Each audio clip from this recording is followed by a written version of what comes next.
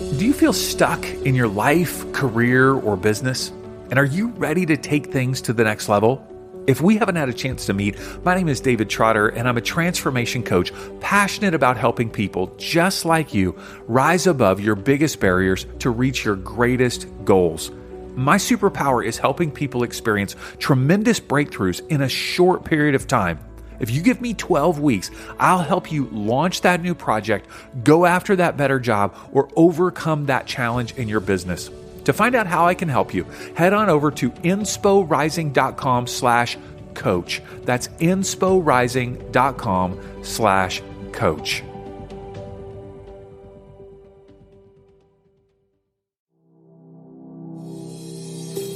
Welcome to Inspiration Rising. I'm your host, David Trotter, and I'm passionate about helping you rise above your biggest barriers to reach your greatest goals in life and business.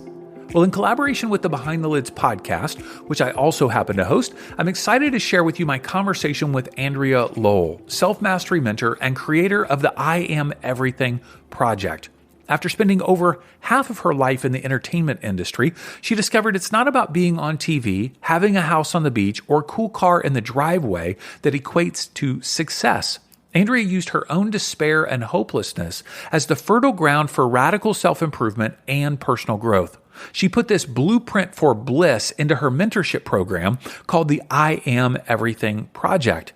In today's conversation, Andrea shares how she transitioned from Playboy to self-mastery coach, why she believes we can create our own new reality, and what is self-mastery and why it's so important.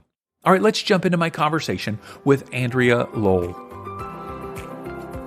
Well, Andrea, thanks so much for taking time to hang with me today. I do appreciate it. Oh my gosh, David, what an honor. I'm so excited to chat with you and see where this conversation goes. Yeah. All right. So I want to start off by talking about reality, right? For many people, reality is kind of fixed. Like my life is what it is. I can't really change it much. Do you believe that we can create a new reality? And if so, how would we go about doing that? 1000%. I think we can create a new reality based on my own experience, my clients' experiences, and pretty much everyone in my life that is in my tribe. We've all came from somewhere, and that is no longer where we reside now. So I really want to let people know that the only constant really in life is change. And it's when we are suffering, and it's that suffering that traps us in that fixed mindset. And it's definitely a mindset of stagnation. Like you said, this is it. It can't change. I'm stuck. And staying stuck or trapped in that belief that we can't change or should not change or are too afraid to change, that's what is going to keep us limited. And that usually stems from living in the mind, not having that heart connection, and living from those areas of lower consciousness, the fear, the shame, the guilt, the low self-worth.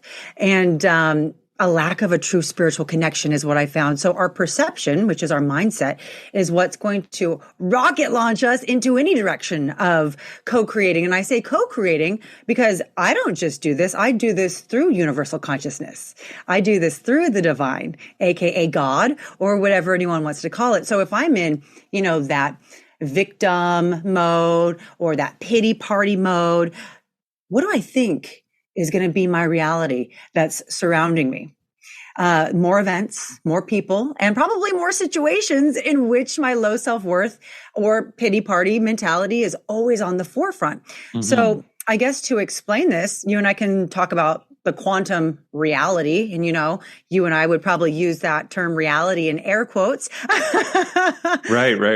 In which we all live, which we do think is fixed, but it's really not.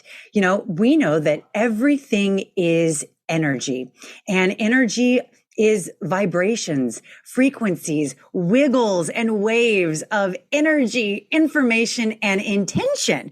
So if people are like, what are you talking about? Like wiggles of what?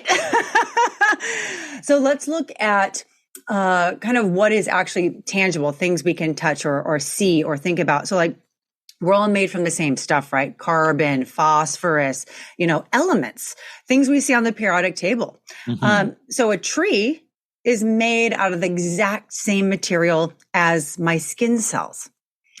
So what makes them different? The energy, the information, and the intention behind everything on that quantum level. And so then it's like, well, what makes a skin cell different than a liver cell if they're all the same raw materials? The intention. So everything that we see materialize in this realm that we call Earth, the world, is intention through vibrations. Because when we go down to the quantum level, we know that 99.99999% of what we're feeling and touching is empty space. So what is that? That's that quantum soup of those wiggles and waves and energy sources and information and intention. So intention is everything. So if I'm stuck in my mindset and I'm intending subconsciously to be stuck in this victim mode, right, that's a slippery slope, and it feels like we're stuck. I think about my own upbringing. I grew up in a family where my dad worked for the government for most of my life, and then he transitioned into being a pastor. And then my mom worked for a bank as like the administrative assistant to the president. And so they went to work kind of at 8 o'clock and came home at 5:30, something like that. And that was the rhythm of their life. And it wasn't until after college, that I started to come into contact with people who didn't have 8 to 5 jobs, that actually started their own business, they were entrepreneurial. I don't even know where I thought businesses came from. Like who started these things? I didn't even think about it because it wasn't on my radar, because it wasn't part of my personal experience. Right. So, it's hard to have a different intention when I don't even have access to the idea that my life could be different. And then of course I started having these entrepreneurial dreams and hopes and taking next steps and so forth. So I think about people who are listening that go, yeah, but so part of it could be a lack of self-worth to think that I couldn't do it. But part of it can also be that I don't even have an example that life could be different. Because I know that there are people out, and this could be involving business, it could involve health, it could involve relationships, spirituality, what it might be. Well, everybody I know has a certain faith. What do you mean I could have a different way of thinking about things? You know what I mean? Totally. It's hard. It's hard to even have intention when I don't even have access to the possibility of something. Well, I think if anyone's listening to this, they are already tuned in to their soul is saying it's time to change, right? Like we don't know what we don't know. And I love that example you gave of being 18 and not even knowing, because I identify with that. I had no clue how stuff really worked. Who's a business person? How do they own things? Like, how do you even write a check type of thing, But then you start getting exposed and you have to start listening to the call of your soul. And that's our dharma, right? That's our soul mission. That's our soul path. So we can say, it doesn't matter where I started, but if I actually listen to the calling of my heart, that's how I can start following those breadcrumbs that the divine starts leaving for me. So I know in my 20s, I was being dropped little breadcrumbs and I just brushed them away.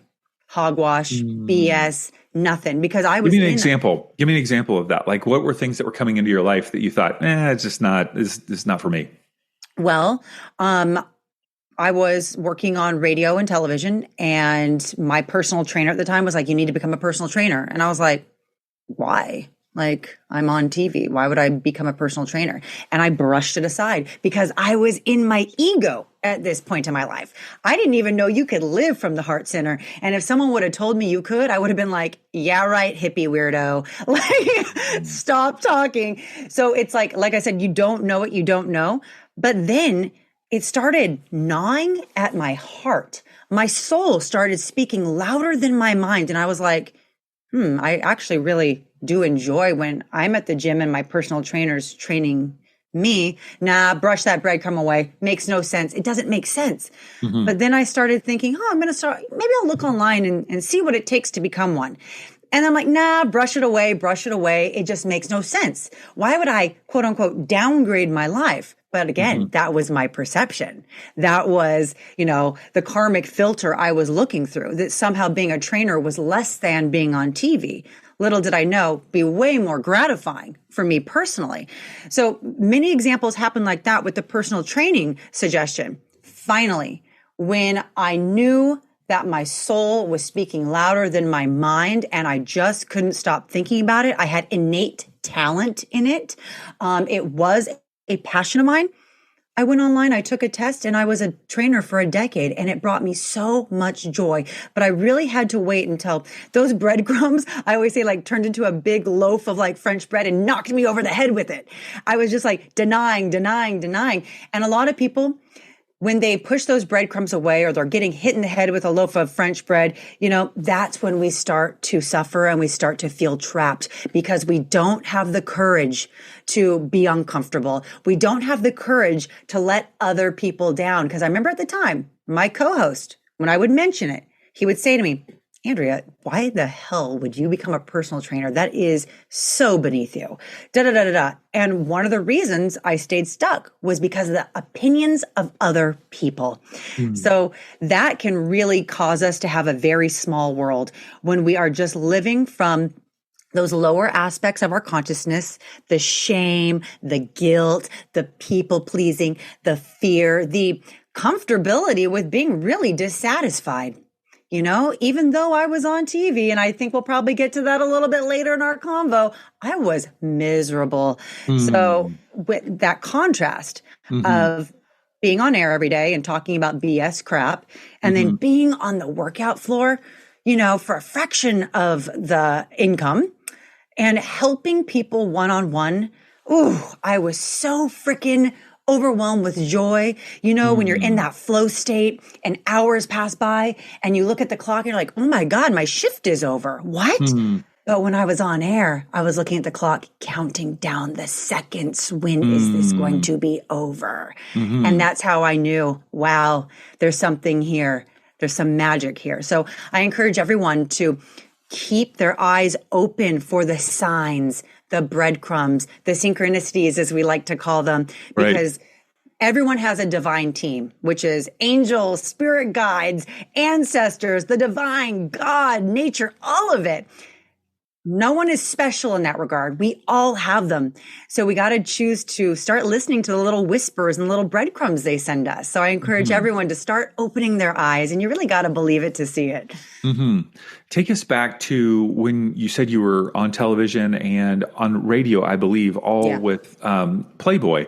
And how did you make that shift finally where you were I would assume, man, you're in a limelight in a certain niche, and people are looking to you in a certain way, looking up to you, admiring you, and then how did you step out of that to make the transition to ultimately become a self-mastery coach? Oh my gosh, how much time do we have? So I started working for Playboy when I was 19 years old, and I started as a model. And then I, in turn, ended up on a reality show. And then I came to be interviewed on SiriusXM's Playboy channel. They really liked me and asked me if I'd be the permanent co-host. And this was not my intention at the time. I was, going to UC Irvine. I was a biology major, but being young and not knowing what I know, I went for that easy paycheck. I really did. And just like you said, I was in this world, this Playboy niche where like, I'm the coolest person in town. I get red carpet access to everything. Really, it was a dream world, but a dream world on that kind of lower level, ego driven consciousness. And for a young girl from 19 to, about 30, this was a long career. That's where I was residing. I was living in my head. I was living in my ego. I thought I was so cool. I spent all my time shopping, working out with trainers, getting massages, and drinking. I was partying like a rock star because my belief was, if you are in Playboy, if your whole personality is based on that stereotype, well, I got to be the best version of that stereotype I can be, which is going to be kind of a vapid blonde dingaling that likes to go out and travel and do the damn thing. So I became a caricature of myself. I was not me at all. I was becoming who I thought my producers wanted to be.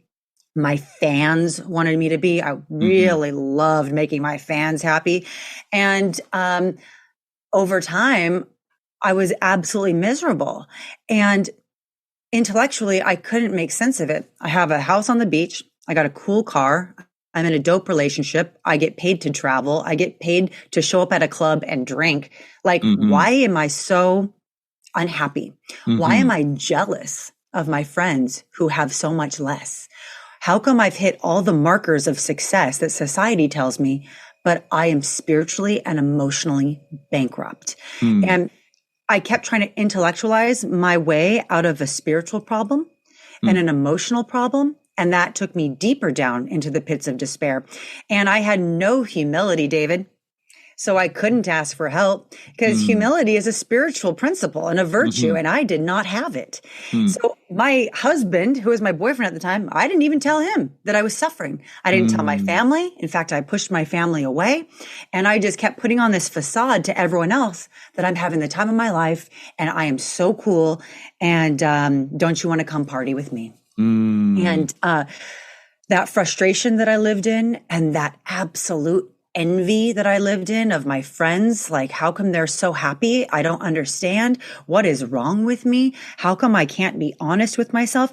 These were the thoughts that were circulating in my head night after night for, I would say, like the past 3 years of my career and this point of my journey.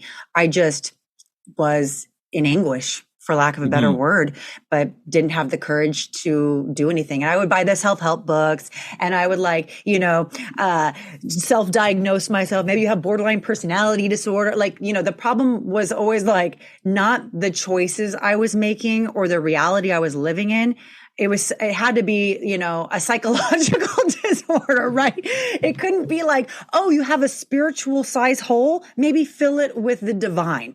Oh, you have an emotional size hole, maybe fill it with love and compassion and acceptance. No, it was, you got a problem, you got to think your way out of it, because the only thing I had going for me was my thinking. And my thinking was what led me to that misery. So I was just in this circular BS.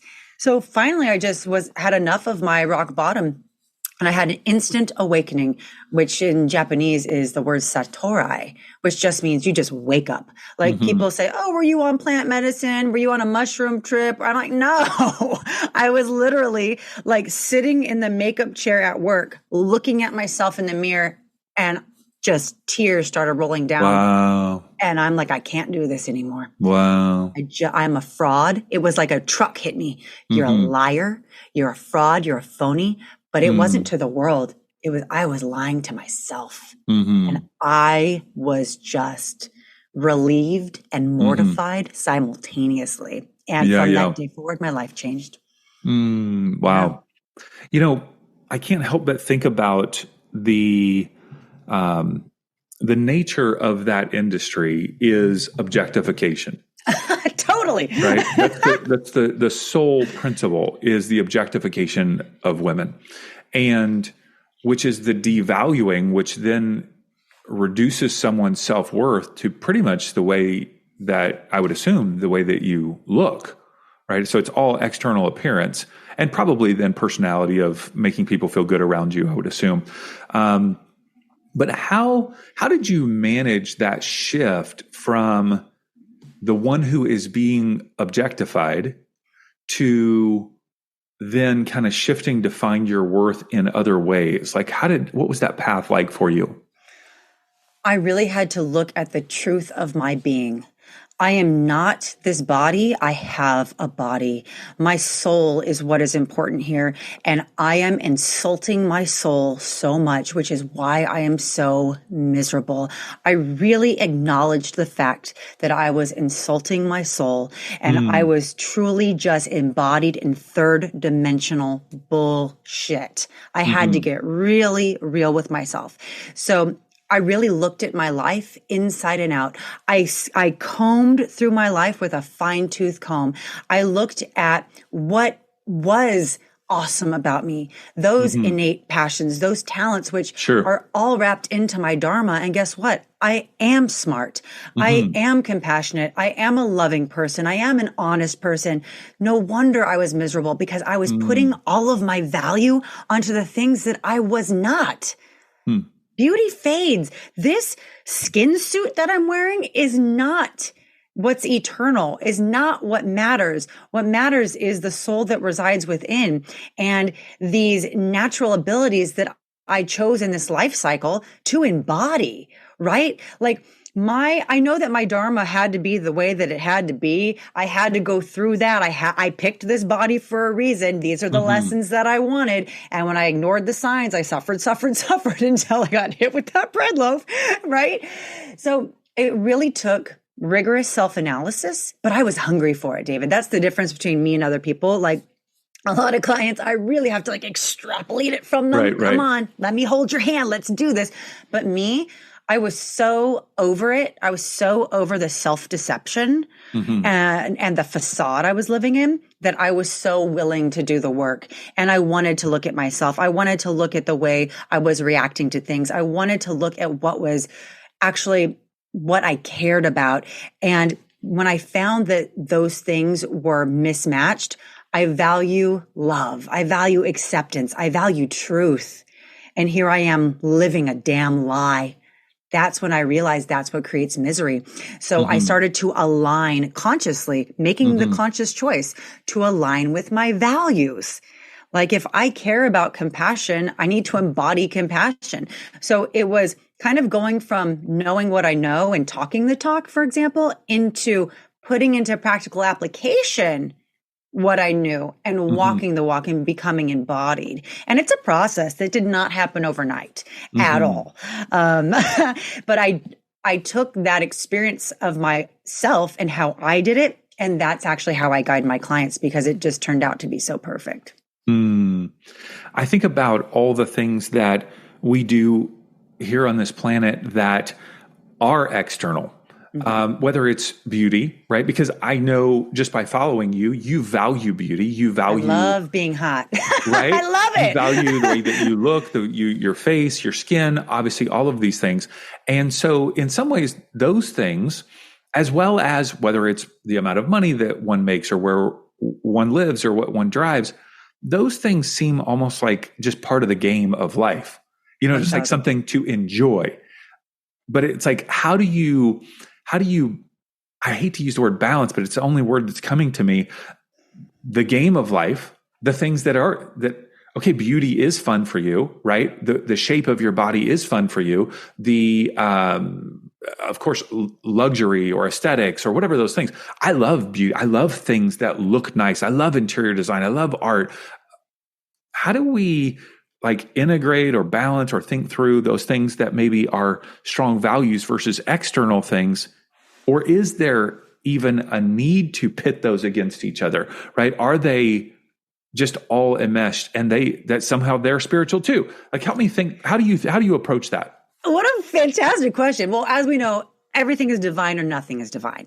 So everything is divine. That's my choice. That's my belief.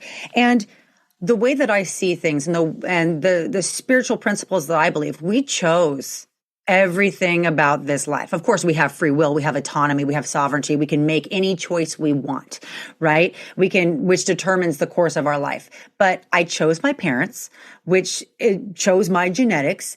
I chose to be a beautiful woman, right? I chose to have a nice body. I chose to have physical strength. So if this body, if this skin suit is the platform in which I chose to experience this realm, I got to honor it. I'm not going to let myself, due to my self-worth and my self-love and knowing that I do value beauty and I love beauty. I love a rose, right? So I'm going to smell it. I'm just going to look at it. I'm going to get up in there. I have to put focus on honoring it because this body that I chose is, divinity in disguise, right? And it goes back down to that value and that perception. Am I putting my worth into my beauty? No. I know that if I got hit by a truck and was, completely disfigured, I would still love myself 1000% because my worthiness comes from so many other things that have nothing to do with my physicality. So when I only put my worth in my beauty and the reaction that people gave me to my beauty, that's when I was miserable because I was exploiting one aspect of myself. But when I say, you know what, this beauty is a gift. It's part of my experience. It's what I chose. I have it, but it's not my end all be all. This is one sliver of who I am. And really, to me, almost the least important, even though I love it. So we have to really honor the body that we chose. And the truth is, if I didn't want a body, if I didn't want a face, if I didn't want to be a human being, I would still be out in the ether. I would not have chose to come here and experience this realm with a body that I have to take care of. I want to feed it well. I want to move it well. I want to honor it well. I'm big on self-healing. I can heal myself through intention and gratitude alone. That's what I came here to learn. And for me, and I can't speak to everyone else, it was such part of my soul path, my divine mission here on earth to go from that contrast of I am my body. That's all I am. That's all that I'm worth into, nah, sister, you have this thing, but this actually is your limitation. You are an infinite being of love and light and possibility. And this body is actually a trap. What can you do in it? So I do think that we all have such unique perspectives and that's our superpowers. And there's nothing wrong with loving nice things. I love the nicest things, but I don't derive my personal worth from them. I honor them. I love aesthetics. I love design because to me, that's someone else's brilliance and dharma in materialization. That's literally how I look at things. Everything is divine. So when I see God in everything, that's when I am like, okay, I'm self-mastered. And if I don't see God in one thing, I see God in nothing.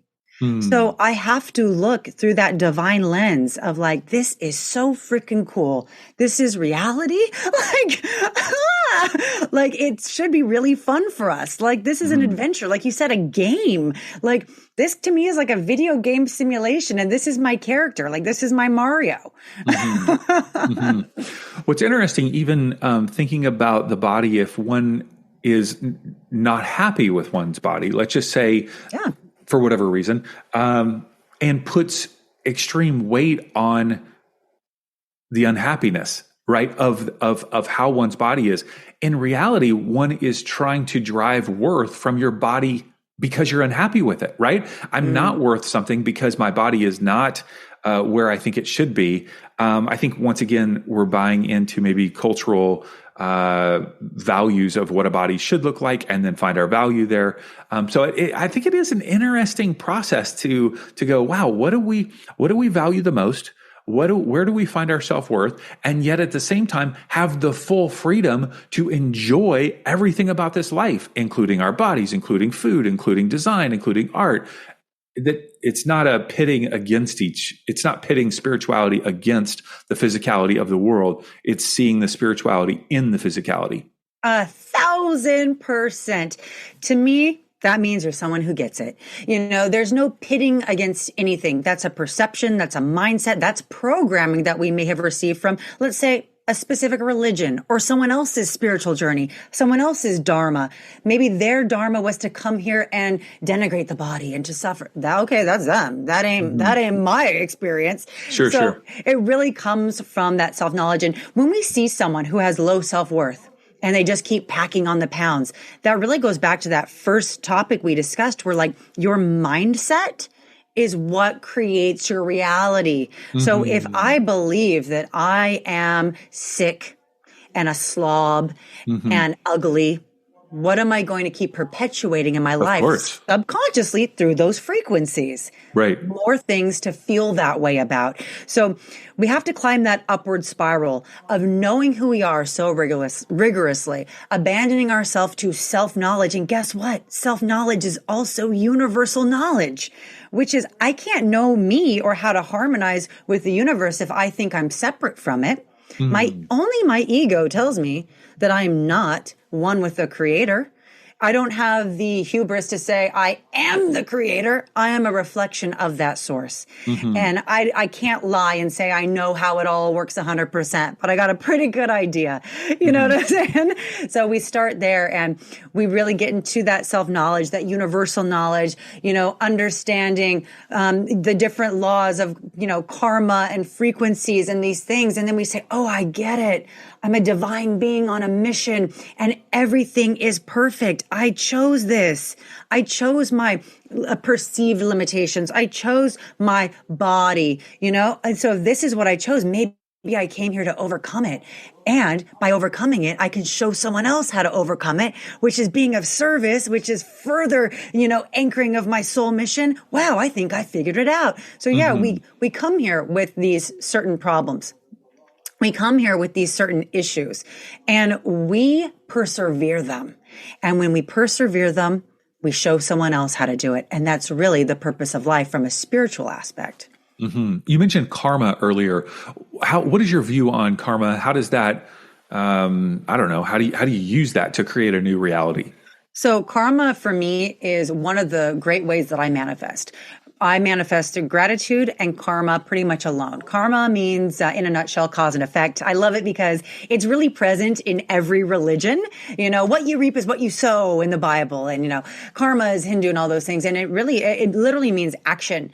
So for every action, we know that there's a reaction, and that's universal law. And that goes for every action, not just the big ones. Like people assume like, oh, I cheated on my boyfriend. Karma's a bitch, it's going to get me back. It's every action, like I drink coffee, I'm going to be a little jacked up. I touch a hot stove, I'm going to get burnt. It's literally every single thing. And we also have subconscious karmic choices. Like if someone says to me, oh my God, Andrea, I just love your wild, unbrushed hair. In that moment, I have a choice that is stemmed from my own beliefs to be insulted or to be flattered. And it's really a good example. We can use this in our daily life of knowing where we are and what our beliefs are in that moment. Am I operating from lower consciousness or am I aligning with higher consciousness? So if someone says something to me that really isn't like obviously rude, like, ew, Andrea, your hair. Okay. I'm like, wait a minute. But like, oh yeah, I like your hair. Right. And I choose to be insulted. I can say, oh God, I can see I'm going through life just constantly being insulted. I'm actually looking for places to be offended. That's karma. I'm making a choice, and karma I perceive as a boomerang. What I throw out comes back, and it always comes back amplified. There's going to be more things for me to find insult with, to be offended by, because I'm choosing to create my reality through that karma of choice. So karma really is in everything. If we want to manifest with karma, maybe let's say I need more appreciation in my life. How would I call that in? Start appreciating people and things. Right. You want appreciation, you give appreciation. Tell Sally Sue at the front desk at work how much you appreciate the hard work and hustle she does. Tell your mailman how much you appreciate him. It'll come back.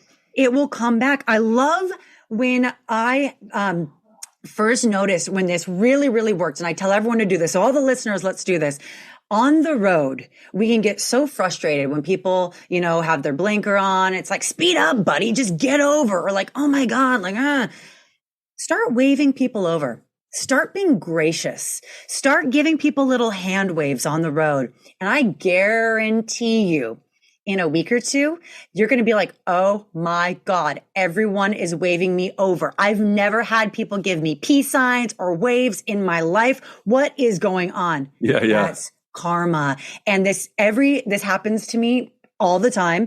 And all my clients, they're like, yup, it's crazy. People are waving me over. It's like I'm in a new reality. I'm like, yes, you're on a higher timeline. You're creating your reality through karma. So Karma's, again, not just the big things. It's everything. We can tell by the way that we react. So karma, action, reaction, karma, two things where our karmic filters are, the way we're looking through life based on our programming, both societal and from our parents, generational trauma, our lifetime of trauma, wounds we're not addressing, resentments. And we can see how we're operating through those karmic filters. And then we can say, you know what? I want to put some down. I want to roll those karmic filters down. And maybe I want to put new ones up of compassion, grace, honesty, forgiveness, and acceptance. And obviously it's a process, but yeah, one of the things that you're very passionate about is this concept of self-mastery, mastering oneself. How would you define self-mastery, and why is that important to you? Self-mastery. So, okay, it's so funny because I started out my spiritual work as a manifestation coach. And then I realized I'm teaching all my clients the principles of self-mastery. I'm actually not teaching them, let's do a full moon thing and let's manifest with some crystals and some like I wasn't doing that at all. I was teaching them to clean up their own frequency. I was teaching them to not just have spirituality, but to know their spirituality, to cultivate this day in, day out, walking the walk, purity in who they are and living in integrity. I was like, oh, I'm a self-mastery coach. So what that is in a nutshell, it's those who not only have that rigorous self-awareness, but they live from that divine space. They operate from that intimate self-knowledge, that intimate self-honesty, and they're in harmony with universal and natural law. Basically, what that means is they have integrated the spiritual principles that they may know into every facet of their waking life. So it's like, I don't understand acceptance. I am in acceptance. I don't believe in the divine. I know the divine. I don't preach integrity. I walk in integrity. So the self-mastered don't operate from the ego, which is that lower consciousness I keep talking about, the mind or the intellect. Those are tools in their spiritual tool shed. So this means absolute fearlessness. The self-mastered are heart-centered people who don't operate through judgment or criticism, which I know when I had, just my misery, that's all I did, judging everyone, jealous of everyone, criticizing everyone, because that made me feel self-important, which just flamed my ego, right? So the divine self, which the self-mastered are aligned with, makes moves through the power of unconditional love and acceptance of all. So when I'm self-mastered, allow others the dignity of their own failures and life lessons. It's not up to me to teach them because the ego needs to be right. The ego needs to teach. The ego needs to control. Whereas the soul just has peace, wants peace, and allows other the space for their own divine journey. I have nothing to do with it. If someone asks me, of course, I'll guide them, but I'm not here to force other people, right, to follow my path. So self-mastered are pretty fearless. The self-mastered are doubtless, which is why they can manifest like OGs, because you and I know the only thing that gets in the way of true manifestation of our deepest desires is doubt. So that's why self-mastery affords itself to like ridiculous manifestations. And we ride the waves of life in full faith. And this is why I encourage everyone to get closer to their own individual higher power source. And if anyone listening needs help identifying what their, divine team is, you can reach out to me. I always help people identify it or come up with their own concept. So to master oneself, David, is to truly get out of the self, get out of the head and get into the heart. And it means to live honestly and to uncover the crud that we've accumulated over the decades of hurt and that trauma, and not allow that karmic crud, that sludge, that karmic grime to rule our beliefs, our emotions, our reactions, our words, our thoughts, our outlook, and our manifestations.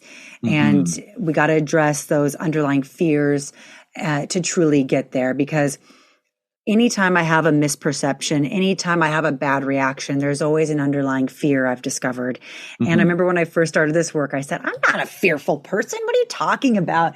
And then I'm realizing, oh no, when I do lash out at my husband, It's because I have an underlying fear that maybe we're going to break up and I'm going to lose the house and I got to tell our families.